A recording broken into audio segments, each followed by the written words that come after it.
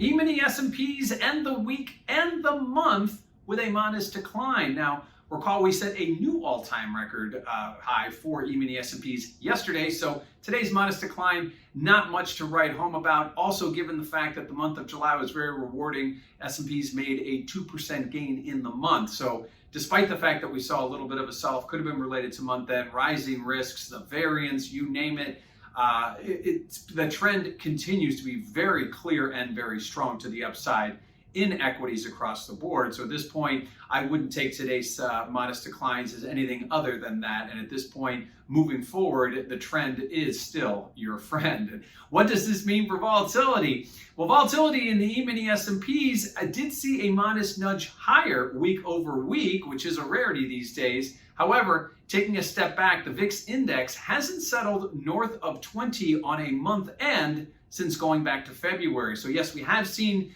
the index move higher than 20 from time to time, but we haven't seen a month-end settlement north of 20 since February. So it's been quite a long time since we've seen that. Volatility continues to trend lower. It has moments higher when we see those sell-offs like we did last week. However, and nothing of a sustained trade. We haven't seen any sustained marks higher, given the fact that the trend higher just continues. When we do see those declines in equities, they are quickly bought up and the old trend resumes. That's exactly what we're seeing in volatility, reflecting that continuing to trend lower. Now, what do we have next week? Well, we continue to get earnings, which have been stellar across the board, and we got about 3/5 of the S&P right now reporting. So we still have a number of companies. A lot of the big names came out over the last few weeks. Next week, we get another big name in GM.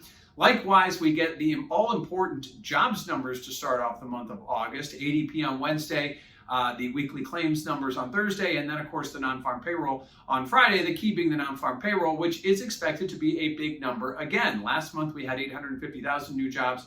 This month we're expecting more than that, so it'll be interesting to see. The market right now continues to price in very strong jobs numbers, and even if they don't hit those expectations, which they didn't over the last several months, they still are strong jobs numbers nonetheless. They just aren't what the market is anticipating. So it'll be interesting to see how the market absorbs those numbers if we in fact can exceed them, something we haven't been able to do on a sustained period for several months. We also get Vice Chair Clarita to speak midweek, and that's interesting because obviously we had the Fed meeting this week with Mr. Powell speaking. It'll be interesting to see what any follow-up is. Certainly the Fed presidents and governors like to say their piece, but Vice Chair Clarita typically has a lot to say. He will be speaking about the economy and about policy. That is midweek next week. So E-mini S&Ps continue the trend that started way back when, despite the hiccup we saw last week, setting new all-time highs this week, and it looks very clear sailing ahead as earnings continue to be strong. And the only hiccup in the road could be those job reports we get Wednesday, Thursday, and non-farm payroll on Friday.